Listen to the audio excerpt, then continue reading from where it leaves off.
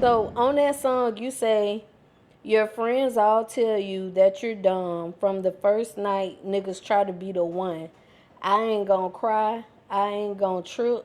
Just gonna show you, baby, that I'm that bitch. So when you say I'm just gonna show you, baby, that I am that bitch, like what does that shit look like, cousin? That was me taking my power back. As you know what I'm saying, me, I will try and try and try and try until like, okay, it's not working. It's not working. So me showing, listen, that was all my baby daddy. I ain't gonna even like gatekeep or who that was, but that was me. Like, look, I'm gonna show you who I was before you got a hold to me. You know what I'm saying? I'm gonna show you who Tazhi is, because you don't know her. You know what I'm saying? You just know the person that's in love with you. Cuzn, see, we making moves, we just might go and make the news. Brand new episode every week, yeah, we dropping heat. Got a 7 with the juicy questions, this unfiltered tea. When you sit up on this couch, you been just like some family. There go Boo behind the scenes, he's securing everything. What's up, y'all? It's your girl, Goddess7, and this is Cuzns Tea Podcast. Today's guest, y'all, she's a music artist who's transitioned from R&B to rap. She's also a poet. She's a self-taught makeup artist, and she's a mom first, y'all. Tazhi, aka your dream girl, aka Ayo She Heat, in a motherfucking building with your favorite cousin. Hey, it's Tazhi, baby. Okay, Tazhi. I said it wrong, didn't I? No, you said it right. I said it right. Tazhi. Okay. So I'm gonna call you Tazhi, of course, cause it's Tazhi, baby. Yes.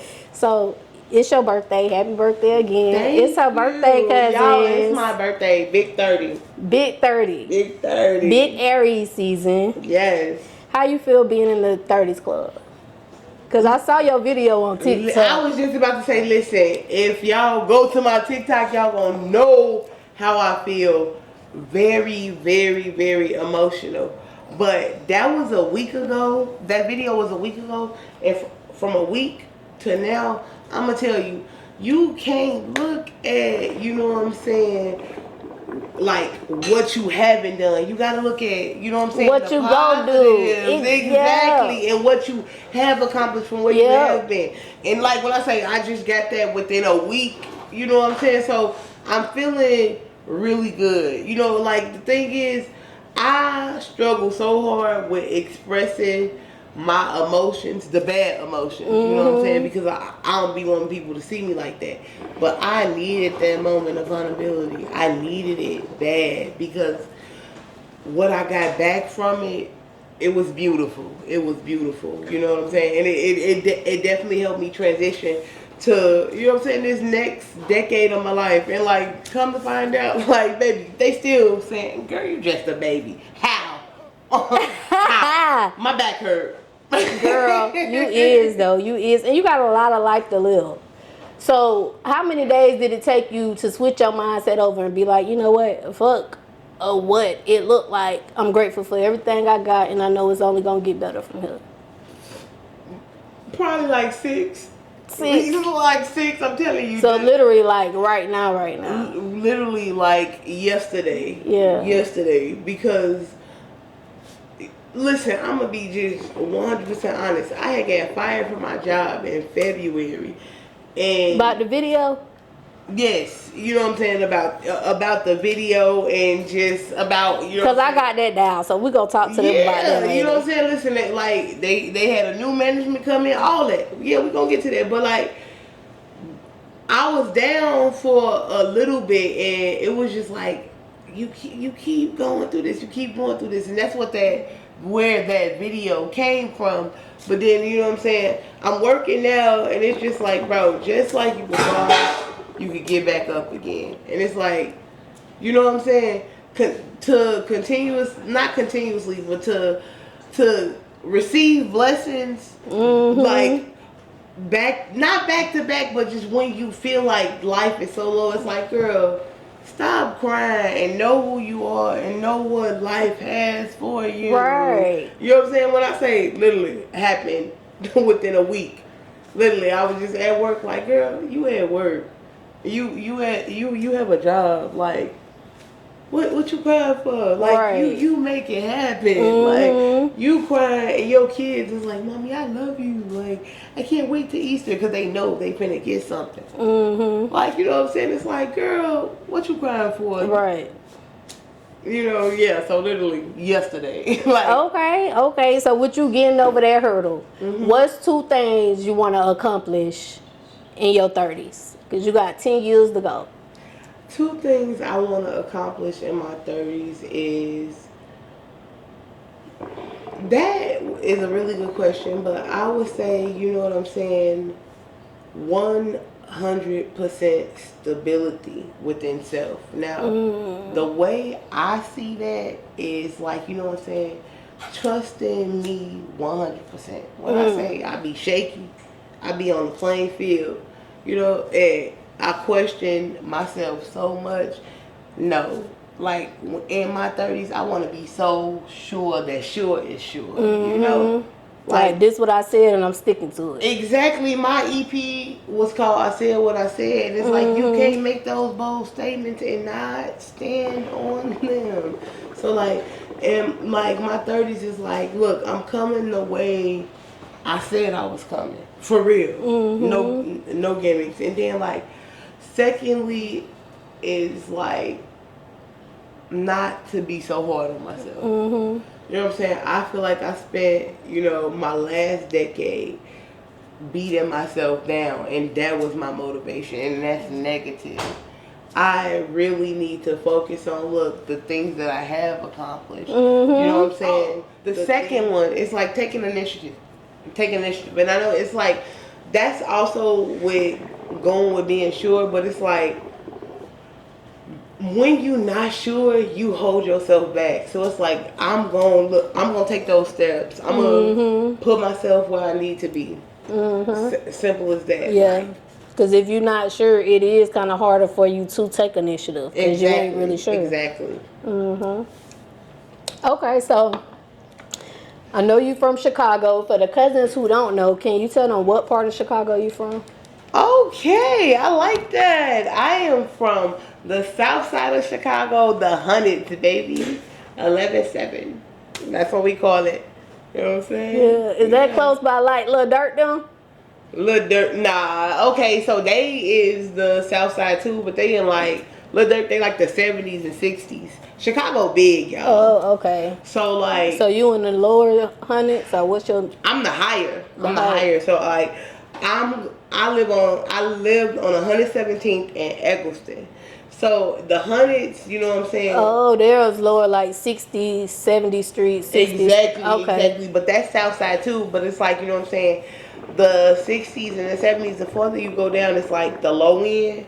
That's what they call it, because that's like the 50s. And then, if you know what I'm saying, if you go over to the Lakeshore side, you know what I'm saying, you're going to like the east. They call it the east side or southeast side per se. Yeah. You know what I'm saying, but that's still in the 70s. Chicago is so big that it's crazy, because like 95th, you know what I'm saying, like I'm from my mama could tell you, but I know I'm from somewhere on 95th, and it's like Greenville or something like that, but it's still like, you know what I'm saying, in the spectrum of Chicago. Like I can't explain it, but I can explain it. Chicago is that big. Like, did you grow up there? Yes. What school you went to? I went to for elementary school I went to West Point. Okay. And then high school I went to Finger, and I graduated from Finger. Yeah. Okay. Look, my mama was a Rolling Stone, so I went to a lot of high school. Okay. Like, I ain't gonna lie to you. I went to Julian, and that was like on 103rd. I never went to high school that was outside of the Hundreds. Yeah, so I went to Julian and I went to Finger. Okay. So because you grew up in Chicago, so for us, the people who don't really know the ins and outs of Chicago, is the Chi a real reflection of of Chicago or no? Okay, so you finna hate me for real, right? Girl, I don't watch The Chi. Somebody in the background, though. We got somebody. It is. Okay, yeah. So yeah, these my little brother and sister. If you know what I'm saying, if they could tell you that if that's a real reflection of Chicago, by all means, Damn right, it's a real reflection. Yeah. I'm for sure. Okay. I should know. Okay. I So. know friends that live in Chicago. Okay. You know what I'm saying? I don't know what goes on in the Chi, but I will say, like, you know what I'm saying? It is dangerous to the people that's not from there. When you from there, You used to it. you exactly. The Chi had the politicians all into shit, and the black politicians Listen, that's the thing. cleaning up money. That's the thing. See, when you not like that, you would never know that. You know what I'm saying, baby? I was a peon in Chicago. To be honest, I went downtown to perform theater, and look, I was in this thing called Story Catchers. Okay, I was doing plays. Oh, and you stuff. you did theater? Yes, maybe I was very much out of the way. You know what I'm saying? So That's good. Yeah, the thing is, you know, ain't nobody like the people that knew about me is because we lived in the same neighborhood. But like, you know, yeah. Chicago, the thing is, to know about the stuff that you know about, you got to be out there in it. You know what I'm saying? I will say I came from a city where innocent bystanders get killed. Have you ever seen violence like to that level? Yes, yes. So my mama, she was their father's from the West Side, so she was dealing with him, and he it was this dude named Legs, tall dude. He used to always bring the kids chips. It was, you know what I'm saying, and candy and all that. Girl, one day Legs, you know what I'm saying, pacing to the house, boom, boom, fell through the door. I'm a child, you know what I'm saying? I'm like, damn, all he was trying to do, give me my chips. Damn, Legs. Like he ain't died. You ain't eat them chips, did him? No, they ain't let me eat them. I would have.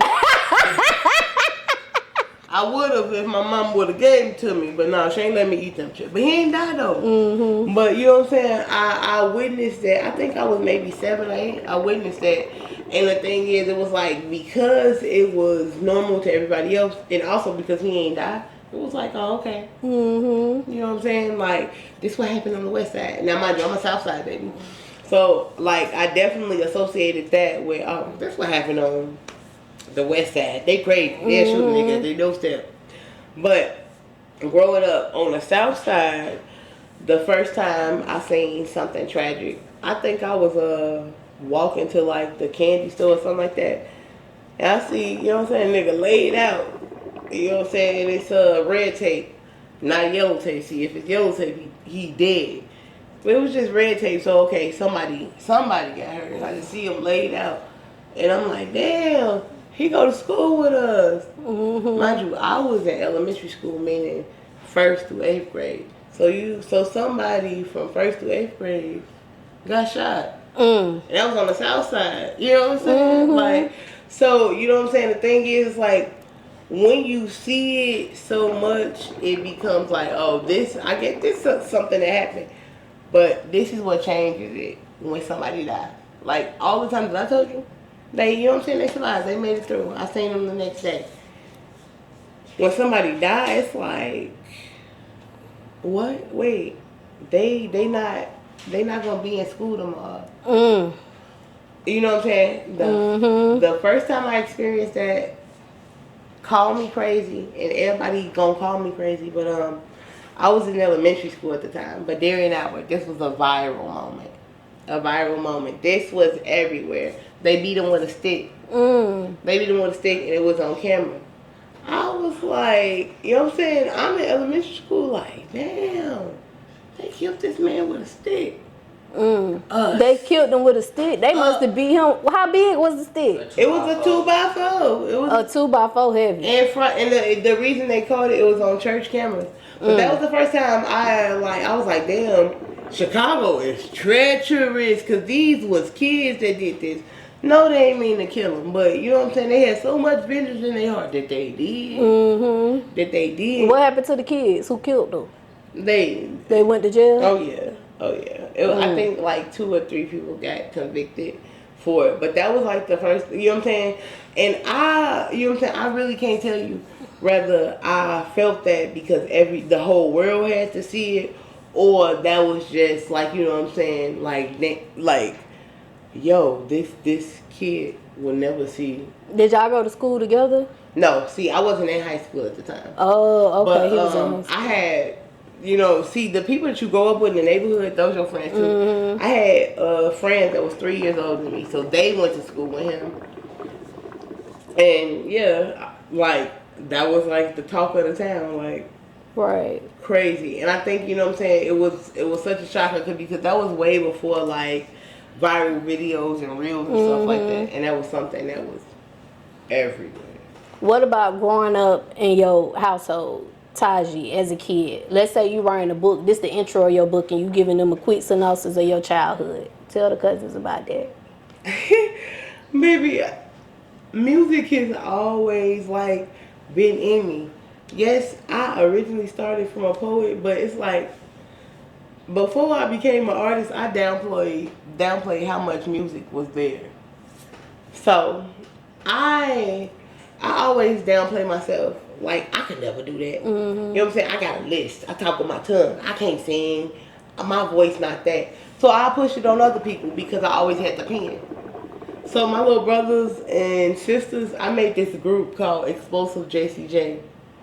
What JCJ stood for? So JCJ was Justin Cynthia Jordan. Okay. That was my sibling's name. Explosive JCJ. I still remember the song. It's like, we may be too young for love, yeah. But baby, I love you. Boy, I love you, boy. Like, I wrote that. And they were, I'm 7 years older than my brother and 8 years older than both of my sisters. My parents, they was out for each other. My siblings, both birthdays in May. One on my daddy's side, one on my sister's side. They had to one up each other or something. But listen, we all was close, all grew up together. I was like they Joe Jackson. I made them sing my songs. Like, I had steps and stuff like that because it was like, I can't do this, but I can write it. And like I told you, I was in a theater program, and so you know what I'm saying? Writing was always under my belt, and that's what I told myself I could do. You know what I'm saying? So yeah, I got a video, girl. If I could pull it up and send it to you, I got a video. They were so little. I dressed them up. They had on blazers and hats. You know what I'm saying? Yeah, I was Joe Jackson, like, and because I had so much age difference on them, it was like, you was gonna do what I said. Yeah. I was a little bully. Because you was the oldest one. Yes. Yeah. How many siblings you got in total? So I have biologically, I have one brother and two sisters, but my brother and sister, they also have siblings on their daddy's side, and again, we all grew up together. You know what I'm saying? So I claim them as my siblings too. So I have, you know what I'm saying, outside of my biological brother, I have two more brothers. Oh, okay. Yes. Okay. So you also lived in Virginia for a little while. What was that experience like? You want to know what? I love Virginia. I love Virginia. When I explain it to people as borrowed culture because they lived on a naval base. And so, like, everybody that's from there, you know what I'm saying, their parents ain't from there. So, like, you know what I'm saying, their parents can't tell them the roots of Virginia, you know what I'm saying? So everybody trying to be like what they see. And the thing is, I love it because, you know what I'm saying, it's so borrowed and so washed down that they don't even know that it's their own. You know what I'm saying? Yeah. Like, y'all want to be like something that y'all don't even know what it is. But hey, this is nice. How you end up moving now? Why you moved though? Ooh, I love these questions. I was in love, girl. I ran away from North Carolina. I didn't even tell my mama that I was leaving, but she knew. And I left with my child's father, and that's where his family was at. Went down there with him. Yes. Okay, so when did you transition? So you came from Chicago to North Carolina? Okay, and how old were you at that point? When I came to North Carolina, I was 19 going on 20. Oh, okay. Why did y'all transition over? Okay, so they had been down here before I did. I went to college and, you know what I'm saying, from college, tried to stay in Chicago, but it didn't feel like home. So I came down with my mom. Oh, what you went to school for? I went to school for journalism and, well, I went to school for communication and journalism, and then that like totally switched to hospitality. Like I went all the way on the deep end. What Yeah. you was gonna do in hospitality? Well, with hospitality, like I like cooking, so I was like, you know what I'm saying, that'll get me in the restaurants, and because I'm doing communications already, it's some classes I won't have to take over. I was trying to strategize, girl. Yeah. You still like cooking now? I love cooking, but I don't like cooking for a pay wage. Right. I love cooking for my family members and like, you know what I'm saying, for the enjoyment of others. But when it become a demand, it lacks the lust. What's your best dish? I can cook Italian food really good. Anything from scampi to, you know what I'm saying, Alfredo, lasagna, all that Italian stuff. You know what I'm saying, prosciutto, all that. I can't even pronounce it. I can cook it. Yeah, you know, and then I say my second best is Mexican cuisine, you know. I like Mexican. Yes. I love Mexican. What would you say you love the most about Charlotte? The upcoming diversity. You know, the Charlotte is extremely welcoming with culture that isn't their own. Yeah, so you know what I'm saying, and it's constantly growing. It's constantly showing new face of different type of people, and it's very open arms. Yeah. Very open arms, like, you know what I'm saying. Not trying to shy nobody out, because I've seen a lot of aggressive, like, you know what I'm saying, behavior, because people just won't want to let they self be known and where they from. And it's like with Charlotte, I've seen them not dismiss it, but like embrace it. Like, hey, I understand, but like, you know what I'm saying, understand this. Like, you know what I'm saying, baby, we ain't here to hurt you. Like, it's a lot of love here. It is. It is. Okay, so the poetry side of you, was that there before the music, or did that come afterwards? Yes, the poetry side was where I felt most comfortable writing, because I've always been big on expressing myself, but like speech wise I struggle with a list. So rapping, music, that was like never a thing, but like with poetry you can control how fast you talk, or you can control, you know what I'm saying, like the words you say. So like words that make you uncomfortable, you can say it slow, you can say it fast. So like that's why I like gravitated to poetry, because like I was really good with expressing and articulating my feelings. Yeah, you are a great poet. I was listening to your poetry on YouTube. You do a really good job. Thank you. How old were you when you started writing? The first time I remember writing, I was 4. And it wasn't poems, it was storybooks. Like, you know what I'm saying, it was innocent. I used to write about like farm animals that could talk and stuff like that. And I remember the books. I used to staple them together and stuff like that, and color pictures for it. Do you remember, because you was 4 then, do you remember what inspired you to start writing? So I like to read, and when I read, you know, I like to visualize what the words are saying. Like, I create the story in my head. So it was like the luster of wanting to be able to do that for someone else. Right. Yeah. So like, you know what I'm saying, before poetry, as a young kid, I was like, I'm gonna be an author, mama.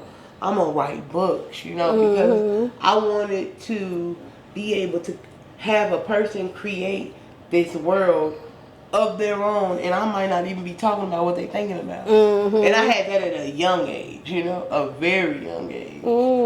Yeah. How often do you write now? Ooh, I write frequently. I write frequently. You know what I'm saying? I will say, like, it's not as wide range as it used to be when I was younger, because when I was younger, I used to write stage plays, I used to write stories, I used to write poems. Now it's more just poems and songs. It's really narrowed down to like, I guess, my career in a sense. Like, what's the like next song type. Okay, so for any cousins that's watching, let's say they about to become a writer, what advice would you give that cousin as far as their journey to becoming a writer? Feel. Allow yourself to feel. See, I feel like my problem was I was so ashamed about, you know what I'm saying, the things that I was going through in life and what they were making me feel and how people were going to feel about the way that I felt. Feel. You don't know how many people need to hear you and hear your story from your perspective because they don't know what to do with those feelings. But because they see somebody else doing something with those feelings and working through them, it gives them hope, you know? And that's my thing, feel. Allow yourself to feel. No matter how, it could be weak. You could feel weak. Feel it. Feel it. Because there's somebody out there that need to know how to get through that and push past it. Right. You know? Yeah. So Chicago has a big poetry scene. Like, were you performing poetry in front of people when you was there at home? Crazy story. So, I won second place on a talent show my senior year. Another high school had came and we was, you know what I'm saying, I was doing my thing. And I was telling a poem about an experience that happened to me. And I noticed a girl in the crowd laughing, you know what I'm saying? And I was like, I was offended. And instantly I just dropped the mic and ran off stage. Ran off stage. I still won second place in the talent show. But it was just like, you know what I'm saying? Like, being in Chicago and being different per se, I don't think I'm different. I think, you know what I'm saying, it's a lot of people in the world like me. But just being something that they not used to, that's hard. That's hard because it's like ignorance is bliss. So people gonna make fun of what they don't understand. Right. You know what I'm saying? It's like, what was the poem about? whoo. So it was called Bleeding White Skirt. When I was 14, I got, you know what I'm saying, I went through a tragic, you know what I'm saying, situation. And I wrote a poem about it at 18. I'll tell you, like, you know what I'm saying, to get violated or molested, it takes more than 4 years. For me to go through that at 14 and to be able to speak it in front of people at 18, baby, that was courage. Yeah. And at that time, I didn't know it. I did not know it. But I like that moment was profound in my life. You know what I'm saying? And like I'm happy that like, hey, I was able to drop the mic and feel those emotions. You know? Yeah. Cause like I'm able to talk about it now. Like yeah. Okay. So about 6 years ago, you wrote a poem called "I Don't Date Black Men." Do you still feel that way? Was that actually your feelings, or? So, I love your questions. I love your research. If you look under the comment description, baby, that satire. Listen, if y'all don't know what that is, that's a new word. You know what I'm saying? Satire is a form of comedy. It's so serious that it's believable. You know what I'm saying? And what I was doing was reverse psychology in a sense. You hear so many black men talk about how they... Because that's what I thought. But it was so good and interesting when you said it. I didn't know if it was something you actually felt or was this just words that you wanted people to hear? These were words that I wanted people to feel. Fuck here. I'm sorry, excuse my language, but fuck here. You know what I'm saying? That's the thing about satire. You know what I'm saying? Satire hurts more than it's funny. So, like, Boondocks is a show full of satire. And that's why it's so controversial. And, you know what I'm saying? That's what that poem was. I hear so many black men say how they don't date black women because they mouth too nasty. They don't know how to... Girl, I heard that part of your poem too, even though you didn't say it exactly like how you were saying it. It was like, for real, when you hear them say, oh, black women do this, because you was like, black men do this. That poem, black men felt attacked. Guess what? As a black woman, when I hear things like that, that's what I felt. That's what I felt. And that's what satire will do. See, you got offended, baby. because you know what I'm saying. You heard things like not, I wouldn't say truth, but it hit a nerve. You know what I'm saying, and that's exactly Because you said you wanted to try the white man, the Asian, the Hawaiian. all the girlies that they have on their shoulder. You know what I'm saying? Listen, they don't say those words, but they say those words, and it's like, oh, for it to come out my mouth, it's wrong, it's ignorant, it's nasty. But baby, this what y'all do to us on a daily. It don't feel good, do it? It don't feel good, do it? No. I think black men are kings. I love black men. I love them, but I want them to love themselves. Right. You know what I'm saying? And it's like, if you can hear my poem and you can hurt and you can be offended, hear yourself. Hear what you do to us. Because the thing is, black men, yes, they endure a struggle. They have a burden every day. But black women are the most torn down. The most torn down. We don't have each other's back. And then we got to be the back of everybody else. Of everybody else. You know what I'm saying? And it was just like, that poem for me was like, look, we need y'all just like y'all need us. If I can hurt you, guess what you're doing to me? You're hurting me. Right. You know what I'm saying? It was literally what you call it, a script flip. That's all. Yep. Because I thought that, but then it, like I said, it was so good, and I could see now the direction because of what you just told me. Because I'm a poet too. So me listening to this poem is like, bitch, I don't know if this for real art. Is it like a message? Like, because it sounded like a reverse message. But like you said, somebody could take it as if, do she like black men? You know what I'm saying? So right. I get it. But it was dope, y'all. Make sure y'all go look at it. She got poetry on YouTube. Go check that out. Yes. What's up, y'all? It's your girl, Goddess 7, and this episode is sponsored by a couple different sponsors. So y'all already know I had to shout them all out.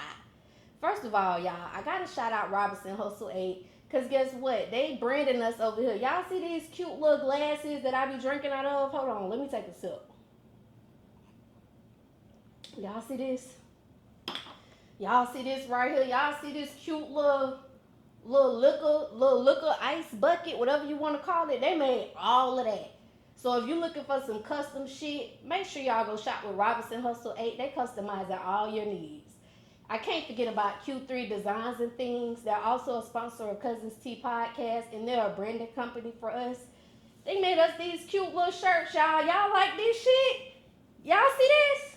Look, you need some custom shit for your business, go shop with Q3 Designs and Things, because they're going to get y'all right. They're going to get y'all everything that y'all need. I also cannot forget about Gemini Hookah, because they keep me smoking good on every motherfucking episode, y'all. Y'all see this hookah? They sponsored that for us. They did some other sponsorship, but most importantly, y'all, they got them hookahs, and y'all know I love hookahs. Look, y'all, hold on.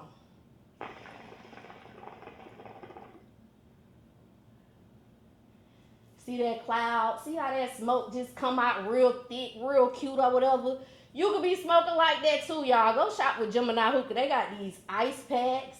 They got these portable hookah tips. You can take this thing anywhere with you. And they got hookah candles, y'all.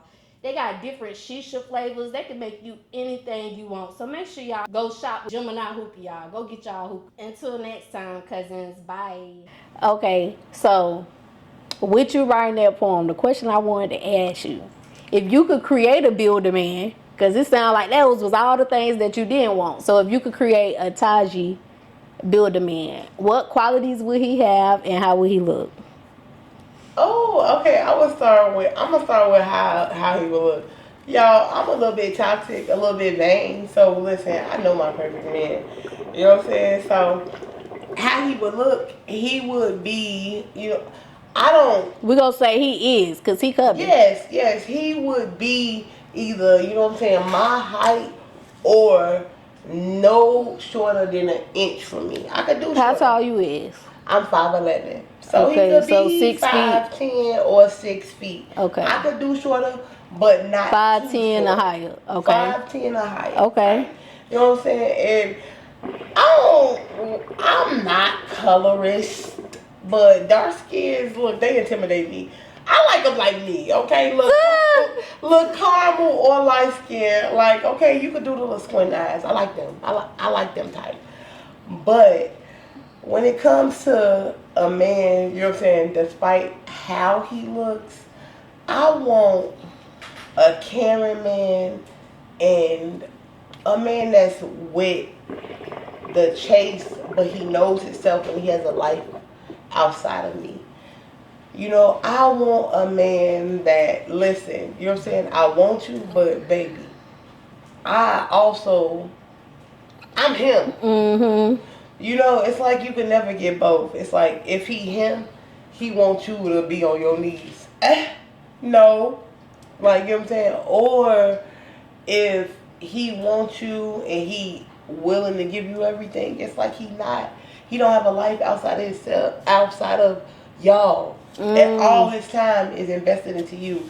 And the thing is, baby, I'm not that girl. Like, I need. But what if he space getting money freedom. and then when he ain't getting money, that time invested into you?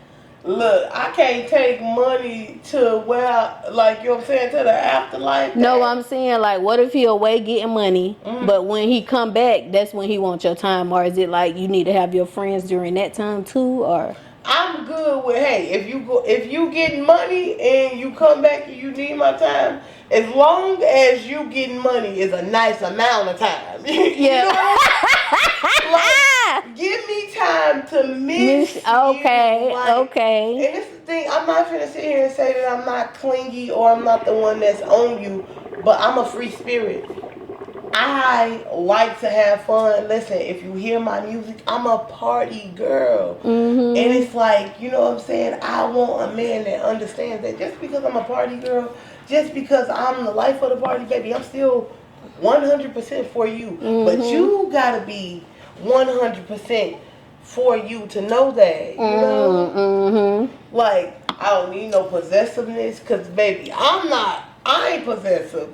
You know what I'm saying? Listen, like, I want to know what you're doing, but, like, at the end of the day, if I trust you, I don't care. Mm-hmm. And you know what I'm saying? Like, and that's my thing.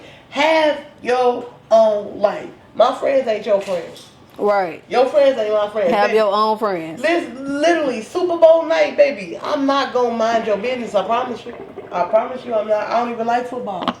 Oh, I see that on the post you made. You said you go bake them the food, then you go back in the room, have your drinks while they have their Exactly. drinks. And sport, listen, I like to gamble. So send me your plays so I can put them things in so we can win some money. Mm-hmm. But guess what? I'm out the way. Mm-hmm. You know what I'm saying? And this is the thing. Like, some girls, they be like, as long as he at home, bitch, he could be gone. Right. Just send me the plays. So I, you know what I'm saying? So when we get home, I be like, babe, We won. You know what I'm saying? Mm-hmm. Like, if you too busy, you can't send me the plays, then I know something up. Right. You know what I'm saying? But like that's my thing. If I trust you, baby, have your fun. Be yourself. Okay. Live your life. So 5, 10 and up, have your own life going on. Exactly. And I just don't thrive on negativity.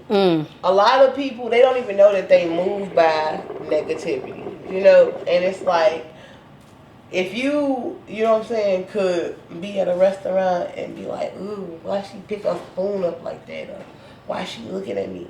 How you know she looking at you? Right.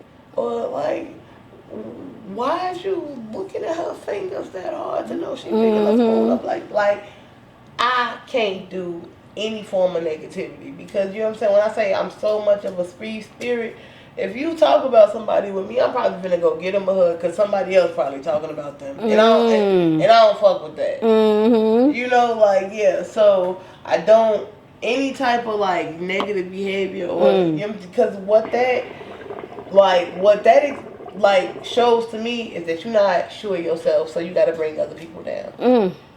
You know what I'm saying? It's like, I want everybody that's around me, that's in a room with me, that's in my circumference, to know how good they are. Okay.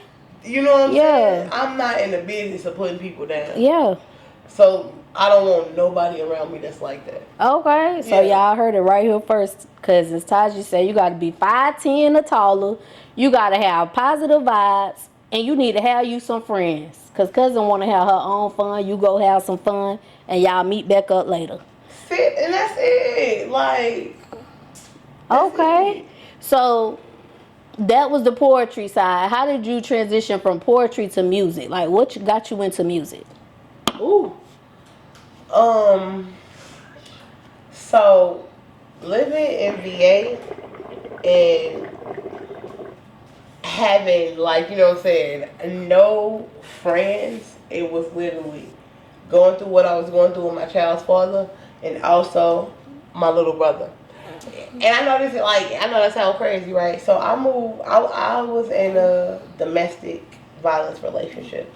So like when it began to be too much for me, I was like, when my little brother graduated high school, I was like, bro, you want to move in with me? So, and he did. Only reason he did is because he was going through a breakup. So he needed to get out of Charlotte so he wouldn't see the girl no more. So, you know what I'm saying? He was tired. Let me go on up here with Big Sis, because you getting on my nerves, girl. Right, you know what I'm saying? Okay. So he came down to VA and music started through heartbreak. My little brother needed to get something off of him, and I was going through so much. We literally get drunk and listen to beats. And like He rap too?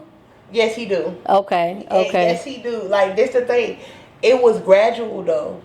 When we was doing what we was doing at VA, we were just doing that shit to release. It was just fun. Until that shit became like, yo, wait, this sound good. This sound good.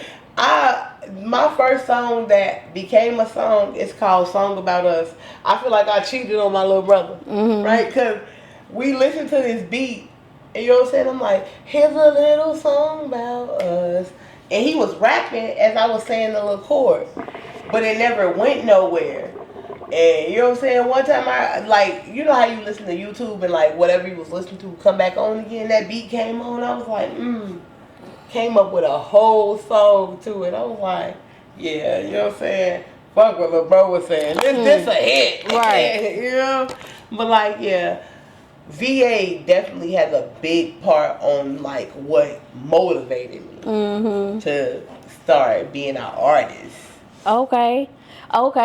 So I was gonna ask you this later. Sorry, cause that's why y'all see me looking through these cards. So since we already started talking about it, I'm gonna just talk about it now. Okay, cause you was in a domestic violence relationship. I seen that about on somewhere, but look, Cuzn been drinking that teleport. The cards ain't in order right now, but I knew I had it written down. So we just about to go with the flow. Right. So what was your final straw that made you say, you know what, I ain't done, ain't no more of that. That shit's over.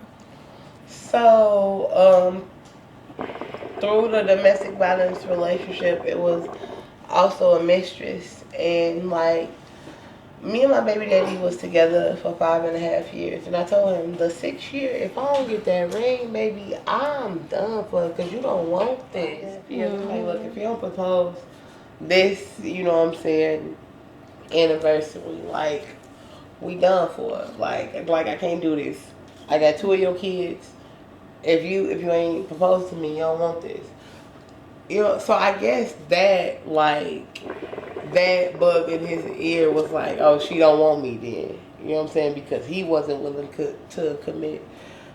And he also wasn't willing to let this girl go. Like, and at first I played the fool.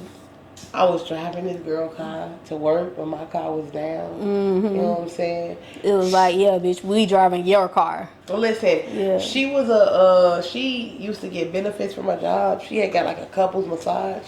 He took it and we got the massages together. I thought I was that bitch. Girl, I thought I was that bitch. You know what I'm saying? Until I realized, like, bro, I don't have my man to myself. I'm sharing him. And I work overnight, so I've always been an overnight girl, whatever job I work. So, you know what I'm saying? While I'm at work at 2, 3 in the morning, bitch, you think she probably not in your bed. Right. Like, so I started a new job. I was still in VA. I started a new job, and I was like, look, I want to turn a new leaf. And I started meeting new people. And they started pouring into me, telling me how good I was, inviting me out. And it was just like, I've been in this relationship being torn down for so long, being just a mom. That's it. And then to get around this breath of fresh air and people seeing your light. So I started wanting to go out, go to bars and stuff. Me and my baby daddy broke up. Now, we was over for months. 4 months. I went out with friends. And we ended the night at one of the co-workers' house, which was a guy. So when everything ended, I'm like, hey, I'm going to go home. He's like, no, I'm going to take you home. You know how you share your location on, you know what I'm saying, your phone? My baby daddy seen my location. Went haywire. Like, you know what I'm saying? You know what you're doing, yada, yada, yada, come outside.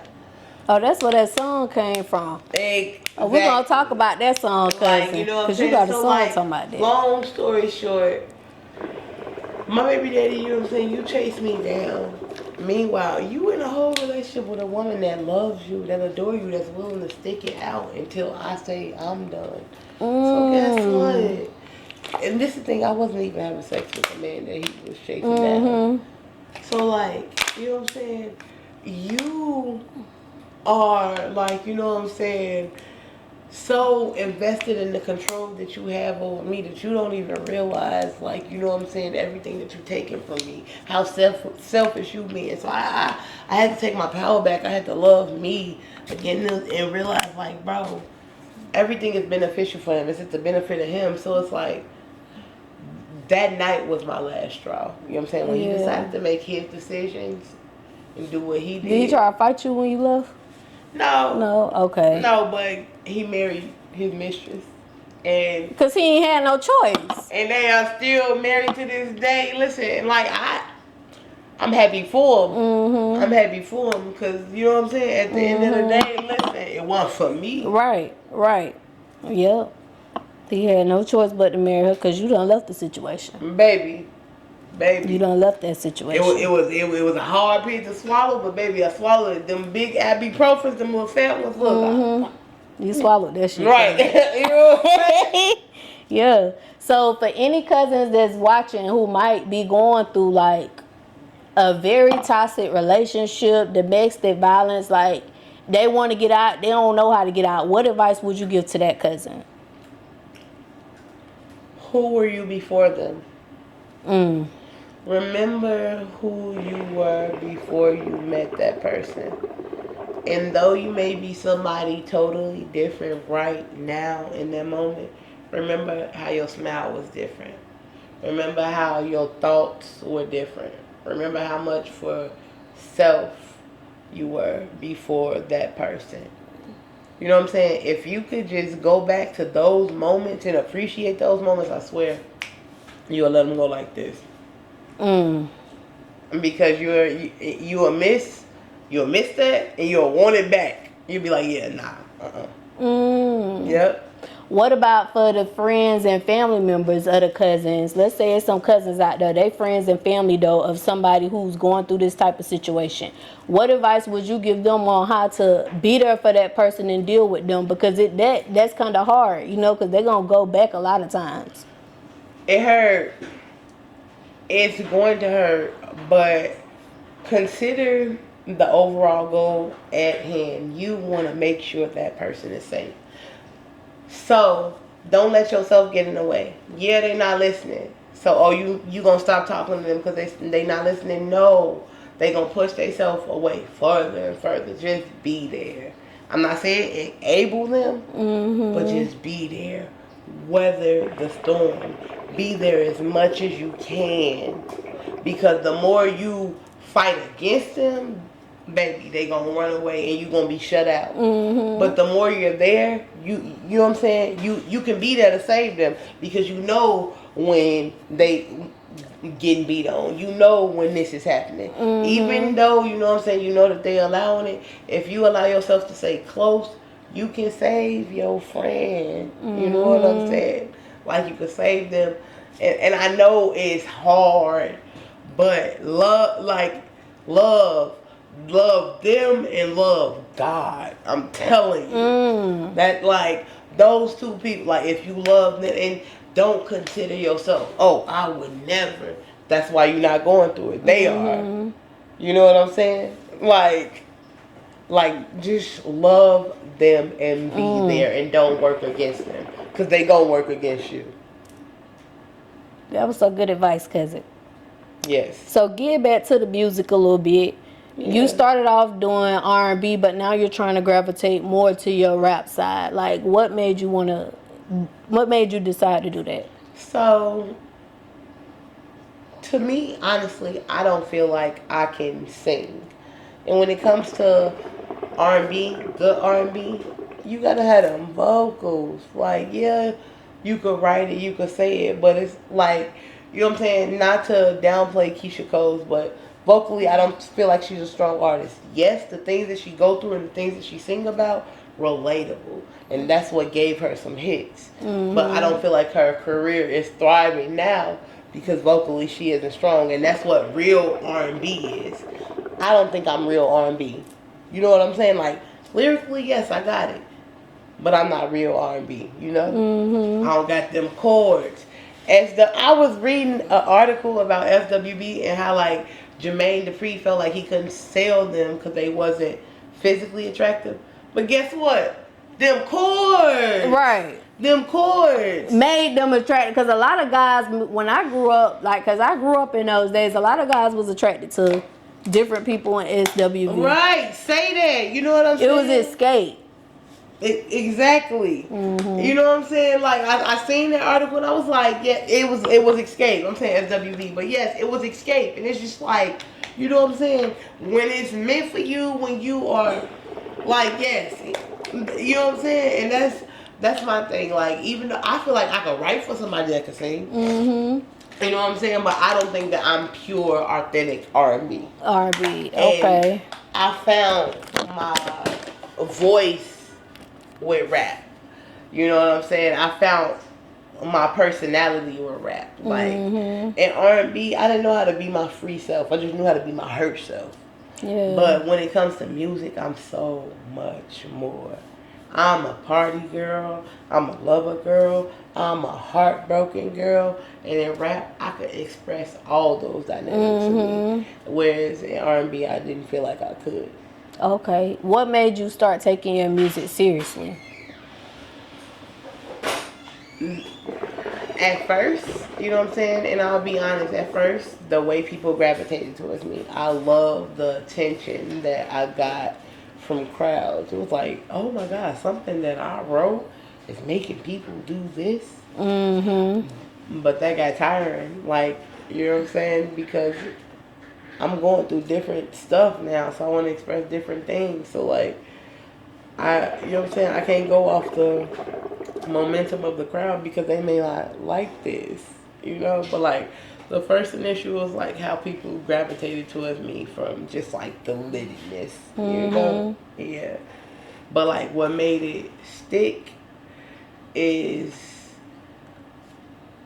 the authenticity behind it. It's like the more I was able to articulate what I was going through, the easier it became to show myself on stage. It was like, okay, I'm gonna go into this club, even though they want to hear Get Off the Wall, they gonna hear Don't Need Nobody, and they gonna feel it because I'm gonna be able to articulate that. Right. Yeah.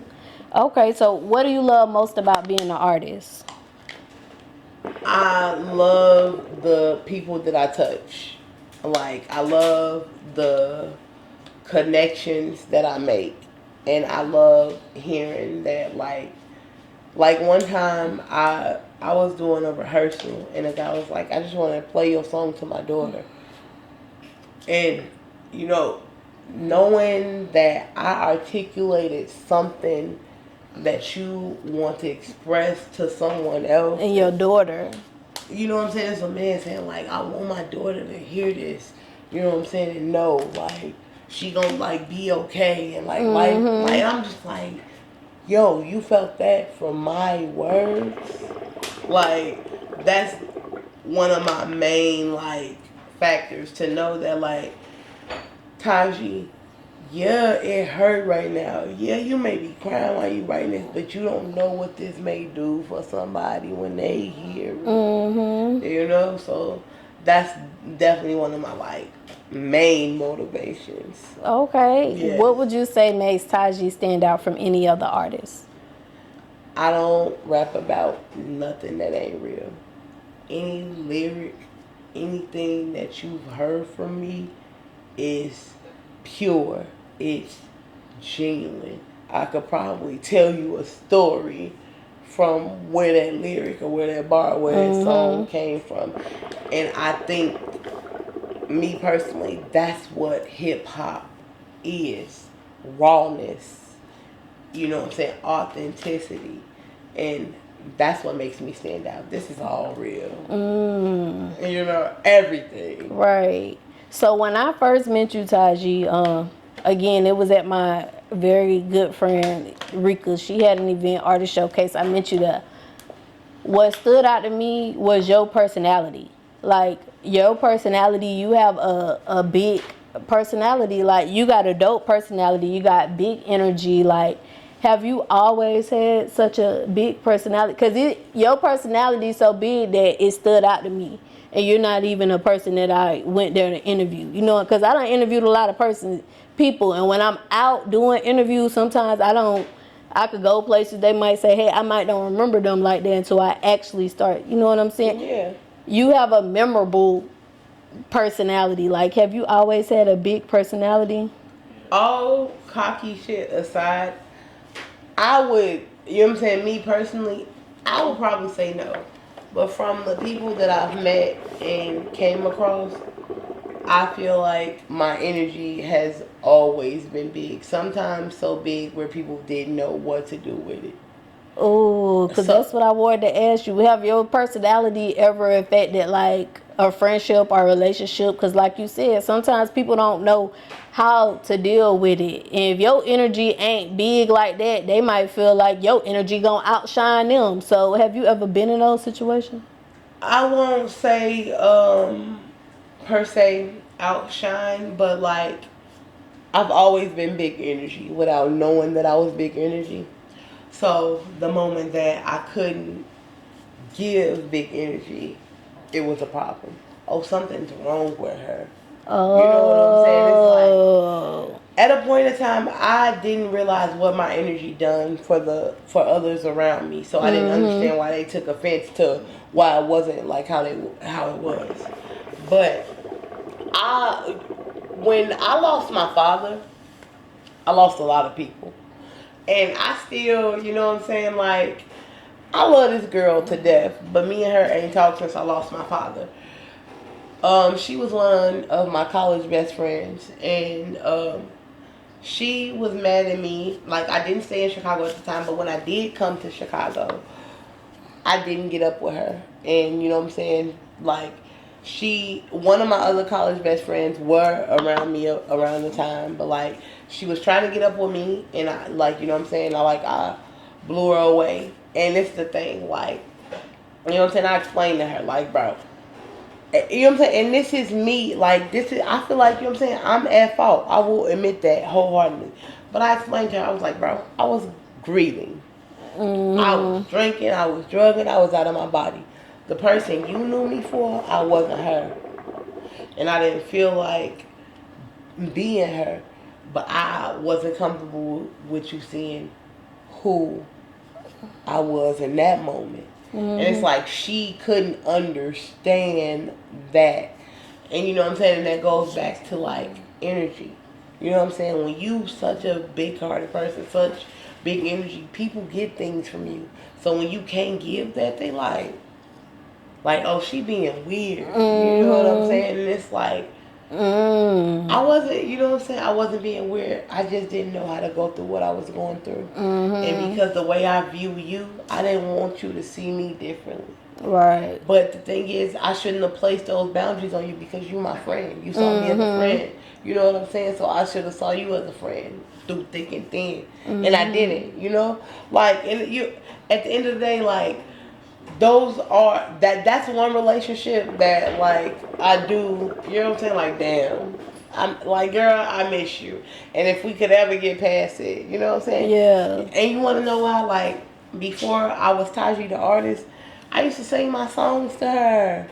I used to be like, girl, I wrote this. Or before I was Tazhi the makeup artist, I used to show her my makeup looks. You know what I'm saying? And it's like, that shit means something to me. Like, bro, I was a person with you that I wasn't with nobody else. So, like, I'm sorry that in that moment, you know what I'm saying, I may have dropped the ball, but it's like, damn, I lost my daddy. I thought you would understand. Yeah. You know, like, but, ooh, fire signs, baby, we take things to the heart. And I'm What an sign Aries, was she? A and Sagittarius? she's a Sagittarius. Yeah. But, like, you know what I'm saying? I'm a Even- Sagittarius too. Yeah. Listen, all my best friends Sagittarius. I got 2 Aries best friends, and the rest of them Sagittarius. Like, you know what I'm saying? Fire for fire. But, like, if I, you know what I'm saying, ever, like, you know what I'm saying, like, damn, like, you know how people like, yeah, I lost a lot of people. So what? If I ever felt anything about losing anybody, like, bro, Rika, like, bro, I love you. And you know what I'm saying? I'm saying it here. She on love camera. you, cousin. Like, Cousin love you, Rika. yes, you know what I'm saying? And like, I've grown like a lot, and I know where I hurt you, and me, I'm sorry. And like, I see you thriving, girl. I see you. Oh, shout out to Rika. Okay, so let's talk about Tazhi, the makeup artist. Like, how did you get into the makeup world?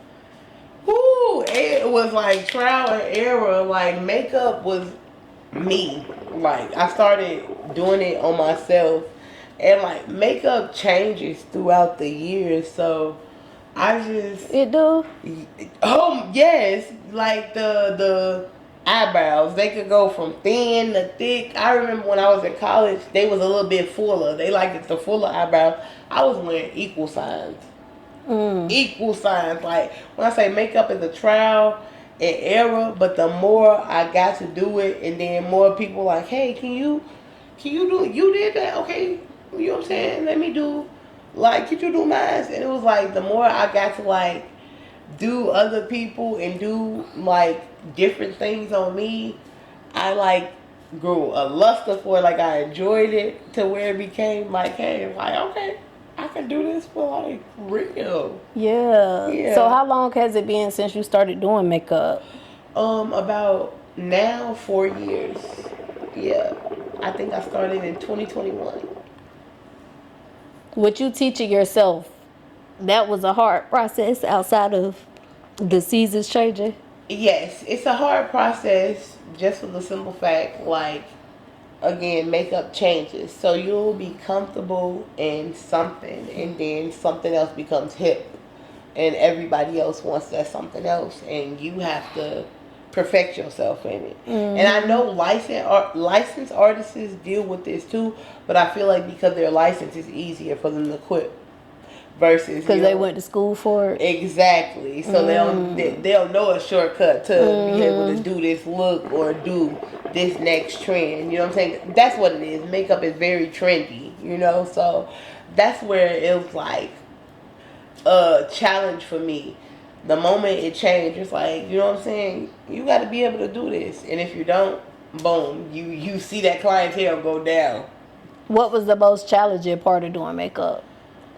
Ooh, I will say prom season, because prom season is the first for every girl, and every girl want this fairy tale. So it's like, you as a makeup artist, you're basically the fairy godmother, and if the fairy godmother wand is not working, prom is over, and you deal with that. And 16, 17, 18, listen, they know how to make you feel it. This don't look like that. No, like, you know what I'm saying? And it's like, yeah, so it was very demanding and challenging. What about when you have to do like the foundation and blend it in and make it look their skin tone? Was that part hard for you? In the beginning, when I didn't know like the dynamic of the color wheel and different complexions, but that all goes with I feel like knowing what you're doing with makeup. Now I could see anybody and be like, I could use a color that's not theirs and build it up to make it their color. Like, if I don't got your foundation, look, I got your foundation. I'm gonna make your foundation. Yeah, basically. Like, I've gotten like that. Okay. What's your favorite thing to do when it comes to makeup? I love glam beats because glam beats, it make you look like a total different person. When they look in the mirror, they be like, "Oh my God, I don't look like myself." So I love those type of beats. When they be like, they'll tell me like, "My nose is wide. I want it to look narrow." You know what I'm saying? When they give me like requests like that, like, okay, girl, let's do it. Are the glam beats more requested than the natural beats? Yes, and it's crazy because like I had a woman get a glam beat just to go to the gym. Yes. She Be glamorous at the gym, cousin. Like she wanted a full nose contour to go to the gym, and she was like, "I'm gonna sweat a lot, so make sure it can obtain moisture." Like, Cousin had somebody at that gym she was trying to see. You gonna see me looking good. Listen, I ain't asked no question, but I was like, let me do this. Make sure I pack that on. And I don't know, makeup is amazing because a lot of stuff go into it, but it's like the finished products do not look like as much be on their face. Like, I just put 16 different things on your face, but you know what? It look like one, you know what I'm saying? So if the Cuzns was to come shop with Tazhi for a glam beat, how much they looking at expected to pay? Like, what's their price ranges?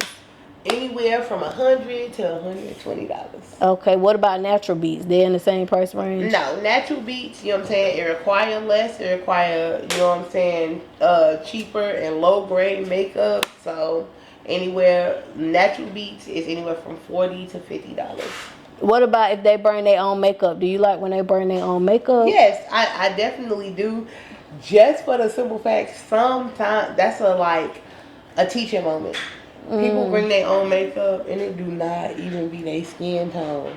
Like they'll bring their own foundation. Like, yeah, this my foundation color, and that be they freaking highlight color. Right. I'd be like, girl, this supposed to go on your T-zone. Like, this way too light for your skin. Like, so I love when people bring their own makeup, and you know what I'm saying. I definitely discount them, you know, because they using their own. And even if it don't match their skin at all, I still use it. And I can let them know, like, yeah, this ain't even, like, I had to mix all this with this. Like, yeah. Okay. So, in your bio, it says, can be any skin tone and skin texture and still give flawless results. What would you say makes you stand out from other makeup artists when it comes to just giving them that beat that's flawless? So I can, like, skin tone and any type of skin, like from moles to scars, I'm good with that. And I also, eyelids are very, very tricky because different people have different folds.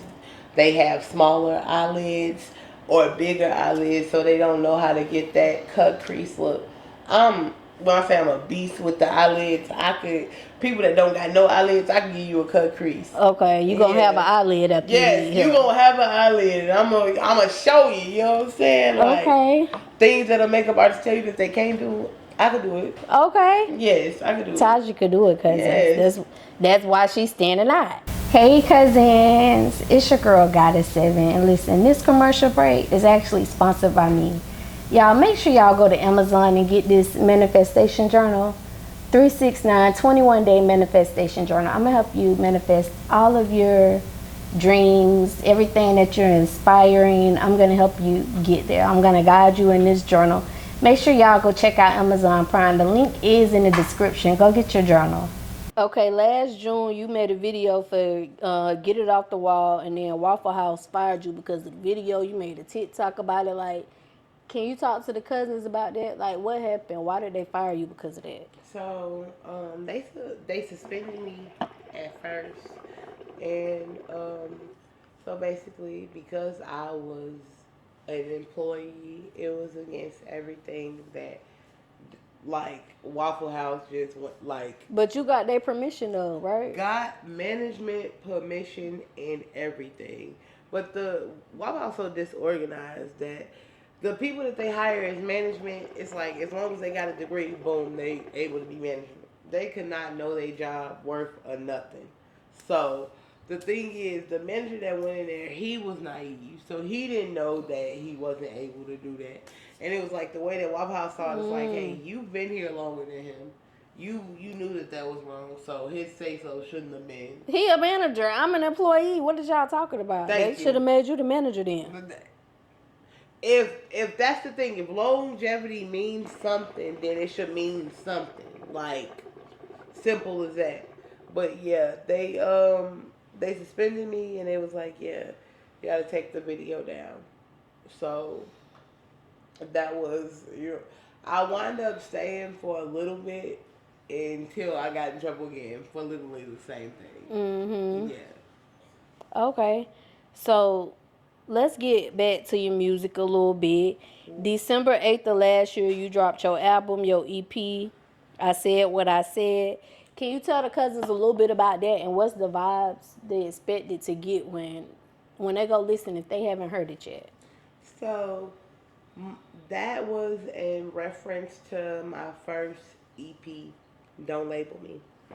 So Don't Label Me was more R&B than it was rap, but it had rap on it. So it was like, don't label me to an R&B artist. Don't label me to a rap artist. Don't label me to heartbreak music. Don't label me to turn up music because I am versatile. So I Said What I Said was playing off of those words. Like, I said what I said. Don't label me because even though I have switched it up all the way to rapping, I still sing. I still got some R&B hits on I Said What I Said. So it was like, look, I am who I am. You will not place me. You know, like what you see is what you get. And some days it may not be the same. Okay. So if you could recommend the Cuzns go listen to one song right now off of that EP, what song would it be? Heartbreak Symphony. Heartbreak Symphony? Yes. Why that one? Because that was one of the hardest songs to make, and I was my most vulnerable. And those songs are the hardest to push out because you don't want people to see you like that. Especially when people hold you in such a like limelight or on such a pedestal. You don't want them to see you as weak, or you don't want them to see you as that girl that fall for dumb shit. And Heartbreak Symphony was one of those moments where I was vulnerable, you know what I'm saying? Like, I was literally speaking to, like, you know what I'm saying, how I passed good opportunities up and I let, you know what I'm saying, shitty opportunities have their way. Like, I was really, really speaking to, like, you know what I'm saying, just the downfall of me. And I was, you know what I'm saying, whether I was embarrassed about it or not, I put it all on the line. Right. Like, yeah. So Okay. that's the song I was like, yeah, listen to that. Cause Okay. I feel like a lot of people can relate. Okay, so we're going to do Help Me Understand These Lyrics, Cuzns. So that's basically, I'm going to go over some of your lyrics, and you just help us understand what you was talking about or what a line mean. Okay. Okay? Yeah. So I want to talk about Bet You Won't Like It. Was that song about the past experience? Because after you told me, I was like, oh, I wonder, is that song about that? And so, Bet You Won't Like It. Like, I normally don't write to a beat. So, Bet You Won't Like It was me and my siblings. My little sister was not living with me at the time. I was when I was staying in VA. She hated the whole coming up with a song thing, but me and my little brother used to like explain to her like, yo, this is fun. That sister? Yes, this sister. Okay. I'm like, yo, this is fun. Like, you should try it. So she over the phone, and we listening to beats, and the beat for Bet You Don't Like It came on, and I'm like, it's 6 a.m. Where you been? Now this is the thing. They ain't know. Like, yeah, this is actually something for real. Like, I'm actually like spinning something, but like, you know what I'm saying? She like, okay. keep going. She on the phone writing down the lyrics, writing down the lyrics. I was in VA. Last time I was in VA was 2020. I didn't put the song out to 2024. That's how old it was. So that came from, like, you know what I'm saying, where I was at that moment, you know what I'm saying? Yeah, that's where it came from, but it was pushed because I had to prove something, like, bro, this is fun. Right. Like, get in on this. You know Okay. what I'm saying? Yeah, I had something to prove. Okay. So on that song, you say, your friends all tell you that you're dumb. From the first night, niggas try to be the one. I ain't gonna cry. I ain't gonna trip. Just gonna show you, baby, that I'm that bitch. So when you say, I'm just gonna show you, baby, that I am that bitch, like, what does that shit look like, cousin? That was me taking my power back. As you know what I'm saying, me, I will try until, like, okay, it's not working. So me showing, listen, that was all my baby daddy. I ain't gonna even, like, gatekeep or who that was, but that was me. Like, look, I'm gonna show you who I was before you got a hold to me. You know what I'm saying? I'm gonna show you who Tazhi is, because you don't know her. You know what I'm saying? You just know the person that's in love with you. And, like, going back to the friends, I'll tell you that you dumb. He had this guy that he had met in VA. And he, like, I used to hear his friend like, yo, why you treat her like that? Me not knowing that the friend knew about the mistress. You know what I'm saying? I was in the blind about that part. So, like, I didn't know what his why really was. Like, yo, why you treat her like that? Like, she cooks. She's so cool. Like, why you do your baby moms like that? Like, that's where that bar came from. Like, and my baby daddy hated this man. Mind you, this man had a girl and all that. But, you know what I'm saying? My baby daddy, he definitely peeped. Like, yo, this man, like, he likes my baby mama. Like, you know what I'm saying? He see the value in her. Exactly. You know what I'm saying? And but the thing is, he wasn't sneaky about it, because he knew that he had a home. But he was like, yo, you should appreciate this girl. Like, he kind of spoke life into me, like, you know what I'm saying, without me even knowing. And that's where that bar came from. Okay, so you also say, it's time for me to do me now. Don't be mad when them niggas start to come around. Yeah, cause I ain't gonna hide it. I ain't gonna deny it. I bet you won't like it. So when you do now that you done told me the situation, cause I was gonna ask you, when you get your get back, how that shit be looking, but it won't. I'm gonna tell y'all for real, like, I am the softest. I'm softer than the other side of the pillow. Okay, so that was wordplay. That was like, okay, that's what's gonna sound good to them. Ain't no get back in me. What? Okay. Because they say that get back could be a motherfucker. It can be, but listen, for real, when you worried about get back, you still playing out of hurt. My biggest get back is showing a person that they don't have me the way that they used to. So when I'm done playing the game, when I'm done trying to get revenge, when I'm done trying to one up you, because I'm competitive, baby, and I'm also, like, I know how to make people pity me. I know how to make people feel sorry for me. I know how to make people feel what I feel. When I'm done doing that, that's my get back, because you're going to feel that. You know what I'm saying? Any person that's dealing with me, when I'm done, they know that. And that's my greatest get back. You know, like, yeah. You know what I'm saying? That was just wordplay. Yeah. I am not the one to, you know what I'm Right, saying? your get back gonna be like, get your shit right, give back to you, and you gonna realize how much of a value and an asset I was to you. Exactly. And you know what I'm saying? The thing is, like, I'm not saying, oh, I'm doing these things to show you that. No, you're just gonna know that on your own. You're like, gonna realize you fucked up. Exactly. I'm gonna be so done. Like, you know what I'm saying? That's the thing. It takes so long for me to be done that when I'm done, baby, it's cooked.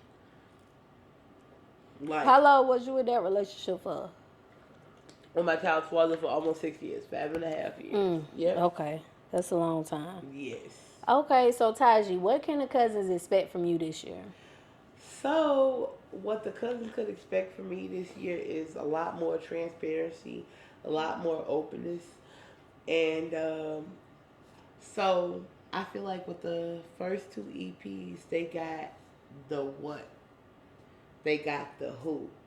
With you know what I'm saying, you know what I'm saying, music. I know a lot of people be like drop singles until you get the fan base to have an album, but all my stuff comes in bodies of work, so it's always gonna be an EP.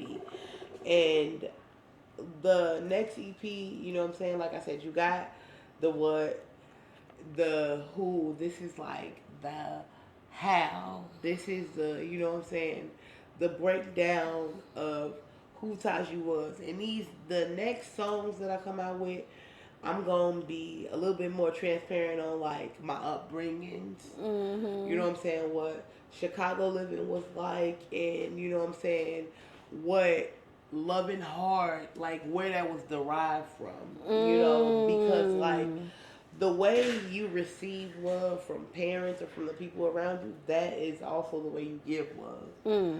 And you know what I'm saying, growing up and just like realizing the nature of my parents and the things that they went through, I am putting that in the music. And like the things that are hard to say are the best things that are like, that's they are the easiest to hear. They're hard to say, but they're the easiest to hear to other listeners. So like, you know what I'm saying? My next EP that I'm working on is called Straight No Chaser. Okay. When can the cousins expect to hear Straight No Chaser? So they could expect to hear Straight No Chaser. I'm thinking the end of the summer, like August. Okay. Yeah. Okay, cousin, we're gonna be waiting now. We ready for it. Yes, Straight No yes. Chaser. That sound like raw, unfiltered tea. Exactly. Okay. Raw, unfiltered tea. And like I said, you know what I'm saying? Y'all got the what and the who. This is the how. Like, this is the upbringing. You know what I'm saying? A deeper understanding into, like, why I made the choices I made up. Why I love as hard as I do. You know? Yeah. Like, and what I want to bring back to music is, like, look, even, like, you know what I'm saying? I always say this to people. I'm not scared to be the girl that nobody wants to be. I just want to bring that authenticity back to music. Like, yo, even though this ain't what everybody gonna glorify, bring it back. You know what I'm saying? Because this is what people are going through today. Right. Make people comfortable with being real again. You know? Like, strip the BBLs, the lip fillers, like, you human. You know what I'm saying? Like, and all that shit costs money. Everybody ain't got it. Let's talk about that. You know what I'm saying? Like, every lyric be like, niggas broke, yada, yada, yada. If you ain't got this, you ain't got that. Like, and you know what I'm saying? That's the music that we gravitate to. But what about the music? Like, what about what you actually going through? You know what I'm saying? People don't glorify that music because it don't look good. But guess what? When you actually sit down and release the things that you're going through, it feel good. Yeah, that's like Rod Wave. That's why I like Rod Wave music, because some people be like, oh, he too sad. But what I love about his music is that's him. That's that man life. That's his story. He ain't just he just putting his feelings on the paper. Exactly. Exactly. And the reason why he has such a big fan base is because there's a lot of people that feel that way. You know? And regardless of whether they say it or not, y'all listening to this shit. You know what I'm saying? So, yeah. Okay, what about your ultimate goal, cousin? What's your ultimate goal? my ultimate goal is to, you know what I'm saying, I want my pen to reach everybody. You know what I'm saying? I want my pen to reach the people that don't know how to articulate. They know how to feel, and they need somebody to push it. You know what I'm saying? I'm not looking for the spotlight. I'm looking to push the spotlight. I'm looking to push the people that didn't think that they could, because I was that person.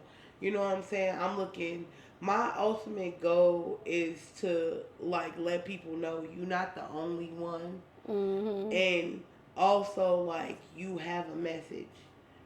Like, fulfill your dream, regardless of how much it hurts or how much you feel like, damn, this is like, I'm putting my everything on the line. So what? So what? You know what I'm saying? You here for that. Like, my Right. goal is to just push other people like me. Because I spend so much time, like, saying, nah, I can't do this. Nah, this is crazy. You know? So my goal is to just, like, yeah, get the scary people out there. Like, life is meant to be lived. And that's one of my lyrics. You know what I'm saying? So, like, let's do it. Okay.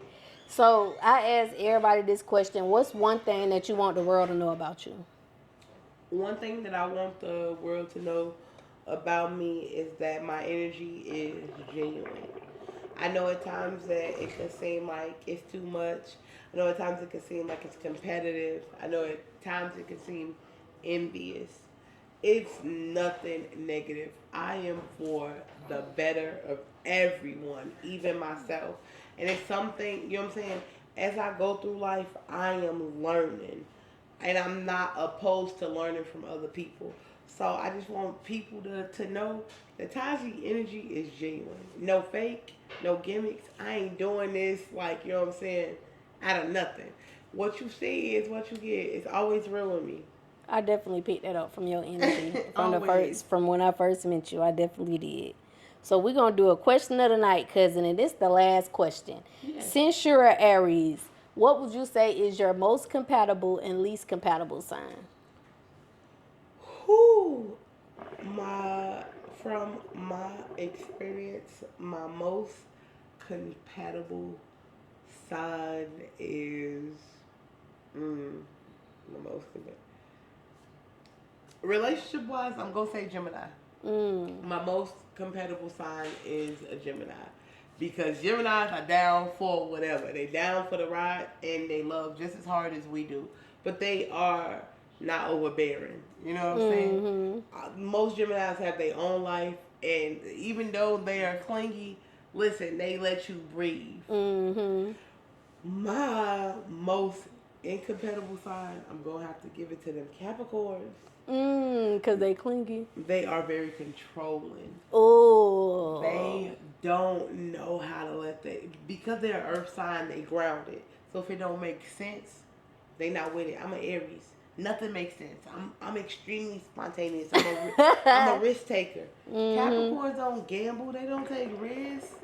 And that, like, you know what I'm saying? Listen, my baby daddy, he definitely taught me things, but he definitely taught me that me and him, you know what I'm saying, we are like Night fire and and day. ice. You know what I'm saying? I'm crazy to him and he's crazy to me. Like, yeah, me and Capricorns, no. Okay. So before we get up out of here, do you got any shout outs you want to do? Sure. I want to do, you know what I'm saying, a shout out to Money Mac. You know what's crazy? He may think that I hate him, but he did something very, very big for my career, because you know what I'm saying, without his showcases, without anything that we went through, I don't think I ever would have saw the rap side of Tazhi. He introduced me to a producer in Vegas, like, that changed my sound drastically. So shout out to him. Money Mac. Yeah, that's my homie. You know what I'm saying? Despite what his objective was, he definitely pushed me, you know what I'm saying, in ways that I could never imagine.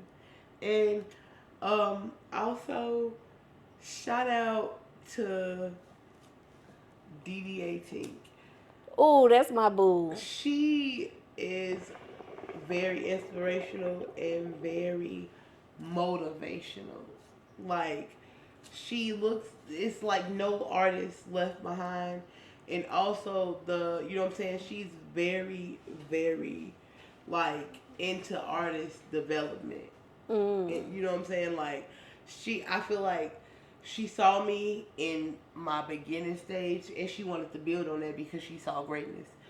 And I appreciate that within an artist that's trying to build their career, to see greatness in others. You know, like, so yeah, shout out to those two people. Okay, shout out to y'all. Y'all know I love both of y'all. Shout out to y'all.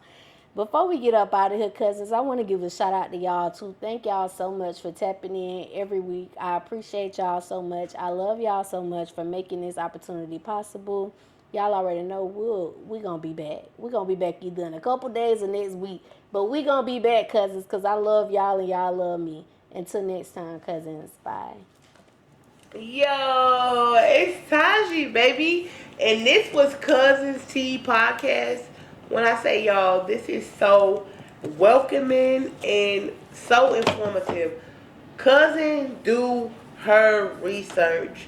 She gets to know about you, and the questions, they allow the audience to know about you.